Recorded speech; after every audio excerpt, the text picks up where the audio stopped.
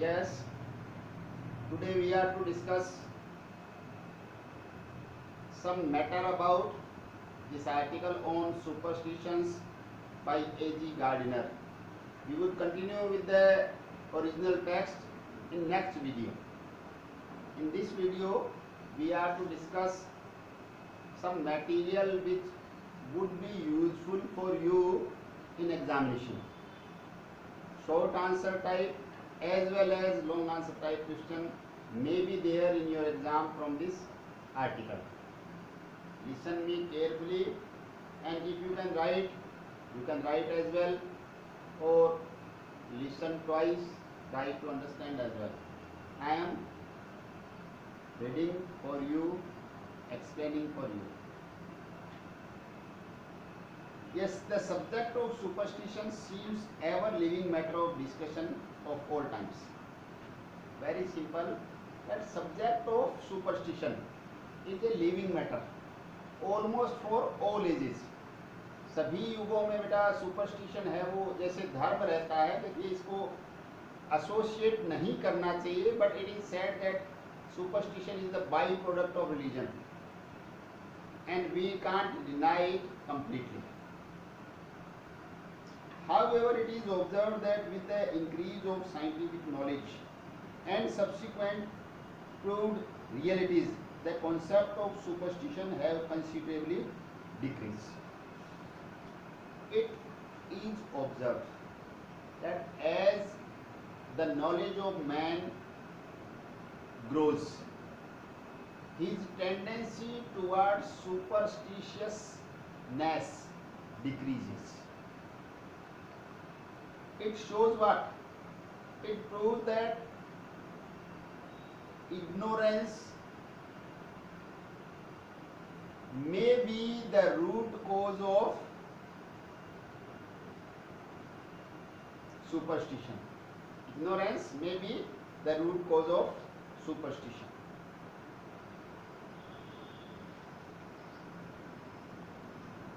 Superstition literally means a false worship or religion that is found in ignorant and irrational belief in supernatural agency. Supernatural agency क्या है? देखिए, that is not found in natural form. जो natural form में अपने को नहीं मिलती है, but still we believe due to ignorance. आपको मैंने पहले बताया भी था शुरू में, इसका एग्जाम्पल बड़ा सिंपल सा क्या है? Ghost. They are not found naturally, still people have believe that they exist. We can't say that exist और नॉट, but this type of belief may be called as superstition.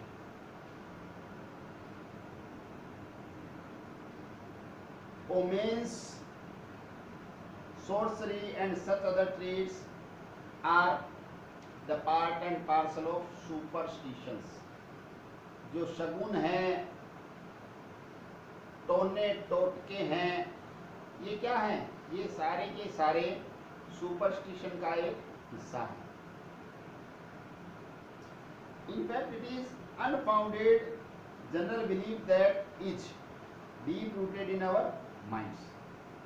देखिए, अब ये जो आर्टिकल है, इसमें हमारे दिमाग में जो गहरे विश्वास हैं सुपरस्टिशन के संदर्भ में, उन्हीं को प्रेजेंट किया गया है.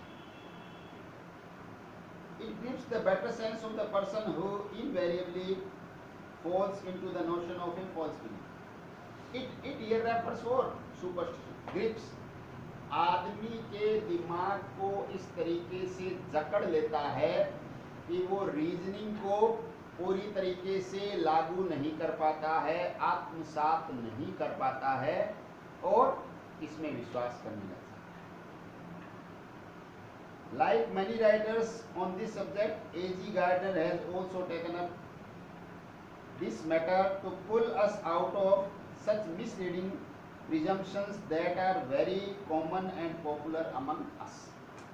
और भी बहुत सारे राइटर्स ने अटेम्प्ट किया है गार्डिनर ने भी ये सब्जेक्ट लिया है, किस लिए लिया है कि हम लोगों को जो प्रिजम्पशंस है, पूर्व धारणाएं हैं, उनसे मुक्ति दिला सके, उनसे एटलीस्ट हम जागरूक हों।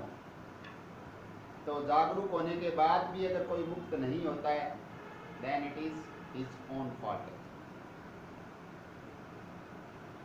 However, he holds optimistic and definite rational view regarding superstition prevailing among us.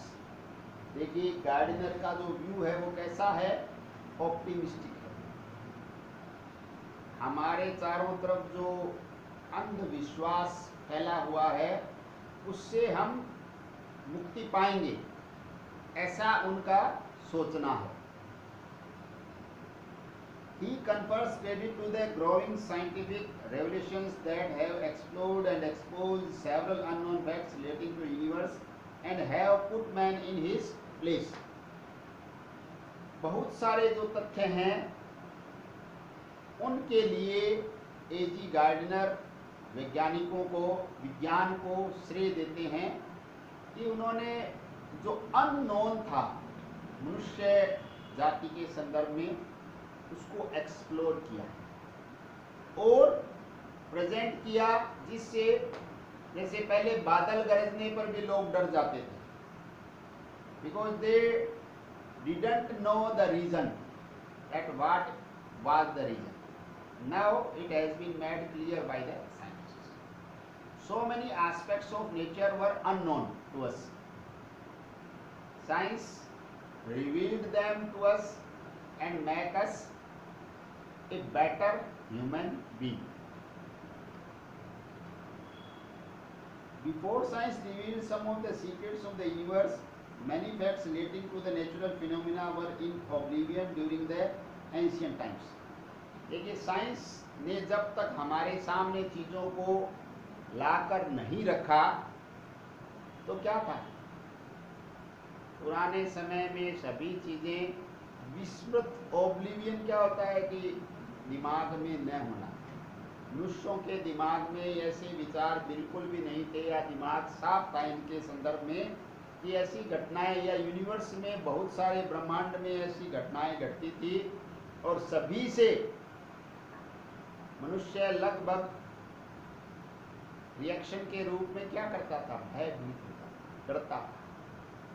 And the root cause of fear is ignorance. अज्ञानता के कारण ही मनुष्य डरता है। तो ज्ञान का अभाव, कारणों का पता न होना और पता लगाने का खुद से ज्यादा प्रयास करने की मनोवृत्ति का भी न होना। इजी क्या था, डर जाना, डर के अपने आप को कैसे ही बचाने का प्रयास करना, बस इतना ही काम। तो धीरे धीरे फिर भय से मुक्ति पाने के लिए विज्ञान ने आगे से आगे बढ़ने का प्रयास किया।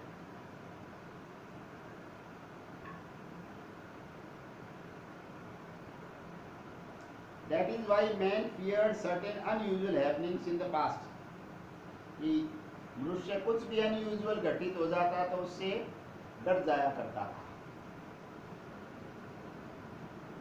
Man used to attribute everything that seemed to be meaning to inexpressible modes of hidden powers of nature.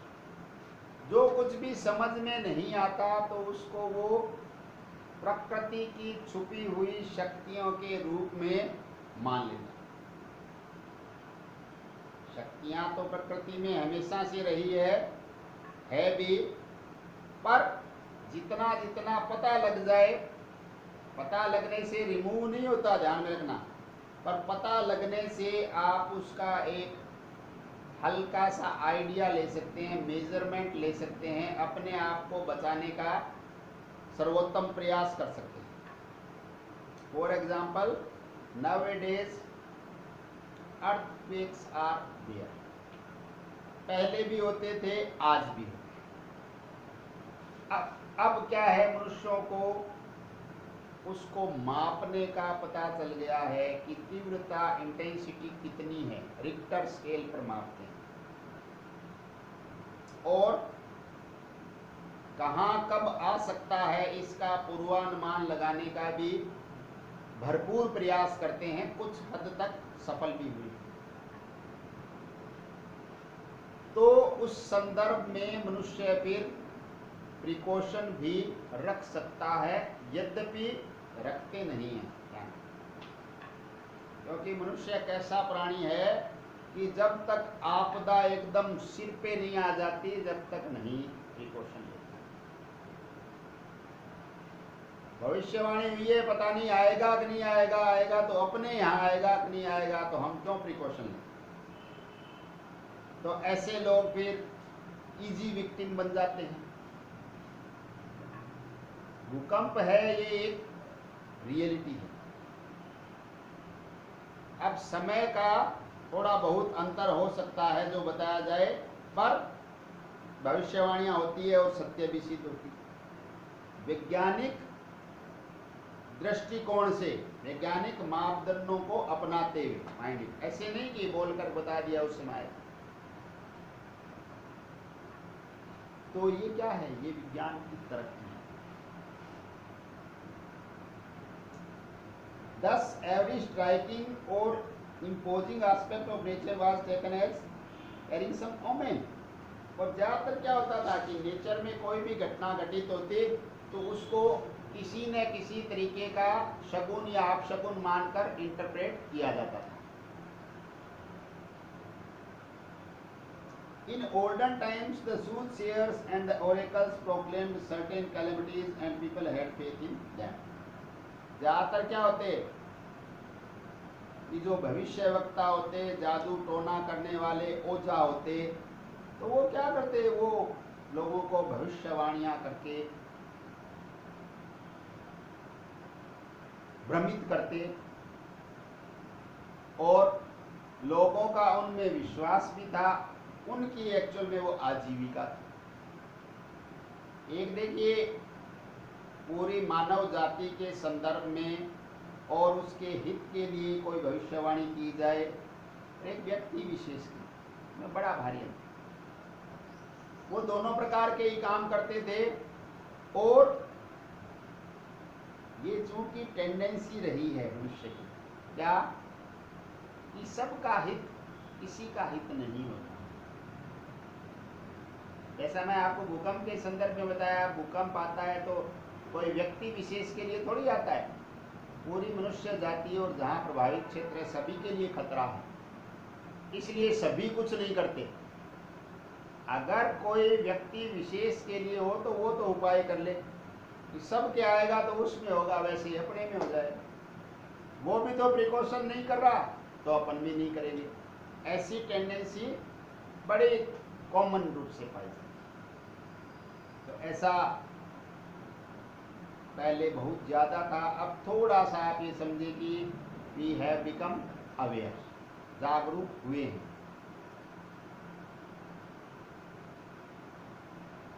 It is ironical that despite advanced scientific knowledge, certain traces of superstition are still in practice। ये थोड़ा सा दुखद भी है। Ironic Hindi में क्या बताते हैं, पता है कैसा, विडंबना। ये अपने आप में एक विडंबना का विषय है, क्या कि इतनी अधिक वैज्ञानिक तरक्की होने के बावजूद, साइंस ने इतनी अधिक तरक्की कर ली, क्या लिखा है देखो, despite advance scientific knowledge certain traces of superstitions are still in practice. ये कुछ जो निशान हैं, कुछ जो क्षेत्र हैं वहाँ पर सुपरस्टिशन के एस्पेक्ट हैं, वो अभी भी प्रैक्टिस में हैं।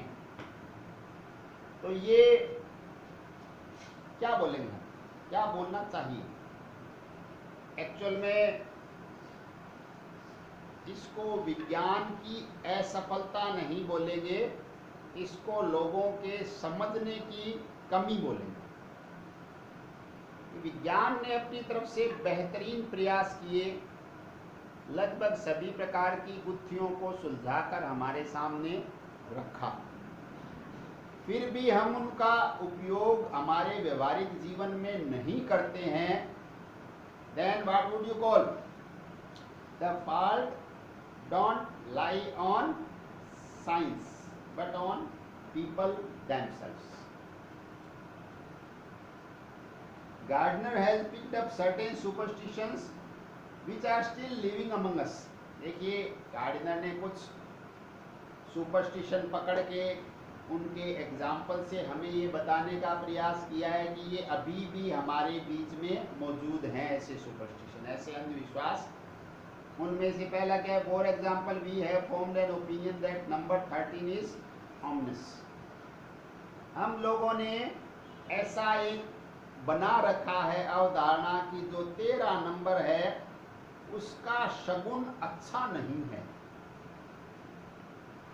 अब आप लोगों को मैंने पहले भी बताया था, आज फिर बता रहा हूं कि सुपरस्टिशन भी अपने ब्रह्मांड में क्षेत्र और समय के अनुसार अलग अलग हैं। उन लोगों के बड़ा भारी है, किनके? अंग्रेजों के। वहाँ की कल्चर, अपने यहाँ पे इतना कोई वेटेज नहीं दिया जाता। I don't think that anyone believes that number 13 should be avoided completely. नहीं है, पर अंग्रेजों के है। अंग्रेज ये मानते हैं, या ये माने कि उनके दिमाग में ये कंसिडरेशन रहता है कि 13 नंबर तो अगर हमारे जीवन में कहीं भी कैसे भी अवॉइड हो पाए, नहीं आए, तो बढ़िया है। अब इन्होंने एग्जाम्पल से बताया, देखो, even we have discovered that the murder do not take place in houses bearing number 13, nor a patient dies on bed number 13, nor the date 13 brings any disaster, yet there is psychological impact on our mind that we are scared of this number. अब इस बात को बेटा कोई logic तो है ही नहीं, सीधी सी बात, ये सुपरस्टिशन लॉजिकल नहीं होता है।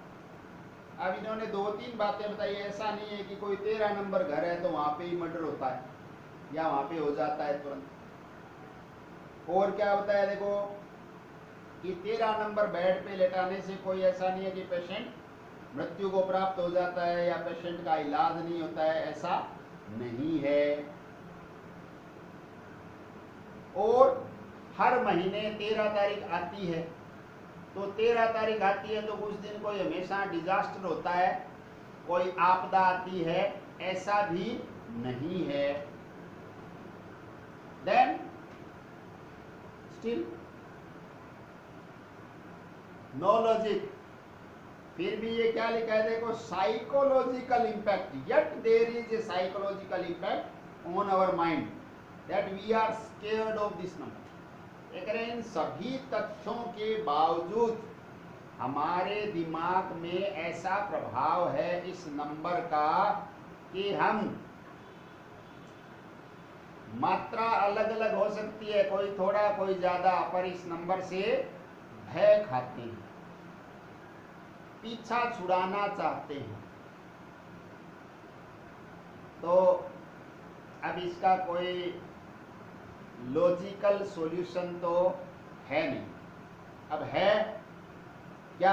अंधविश्वास तो है, क्योंकि लॉजिक से तो सारा ही बता दिया कि 13 नंबर बेड पे भी इलाज होता है। इन्होंने 13 नंबर बस भी बताया है गाड़ी कि 13 नंबर बसें चलती है तो उनके कोई रोजाना एक्सीडेंट थोड़ी होते हैं, और उनमें भी उतना ही वैसा ही सिविल ट्रीटमेंट मिलता है जैसा अन्य किसी नंबर की बस में मिलता है। Then why? But there is no logical answer of this why. That is a big sign of interrogation before us, and you are to write all these things which I have told you in your answer. आधुनिक विज्ञान ने, देखिए, modern science has revealed why there are floods और drought और earthquakes और storms. Science ने बहुत प्रयास के बाद हमें ये बाढ़ है, सूखा है, आंधियां है, तूफान है, भूकंप है, इनके बारे में बहुत हद तक रीजनिंग के साथ बता दिया है। उसके बावजूद भी अगर हम इनके पीछे कोई शगुन अपशगुन ऐसी बातों को ढूंढते हैं, then science can't help us. Finally, Gardner says we do not know much more of the power that turns the handle of this idol than our forefathers did, but at least we have escaped the grotesque shadows that envelop them. ये एक निष्कर्षात्मक रूप से बड़ी अच्छी बात इन्होंने कही है। वर्तमान मनुष्य के संदर्भ में क्या है, देखिए, हम भी जो पावर इस पूरे यूनिवर्स को चला रही है उसके बारे में हमारे फोर फादर से कोई बहुत ज्यादा नहीं जानते हैं। This is bare acceptance. हमें ये स्वीकार करना होगा कि जो सार्वभौमिक सत्ता है उसके बारे में अभी तक हम बस हमारे फोर फादर्स थे लगभग वही हैं, पर हमारे जीवन का एडवांटेज क्या है?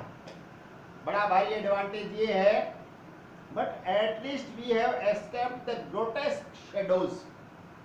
भयभीत कर देने वाली जो शेडोज थी चारों तरफ, इनके हमारे फोर फादर्स, हमारे पूर्वज अपना जीवन लगभग भय में जीते।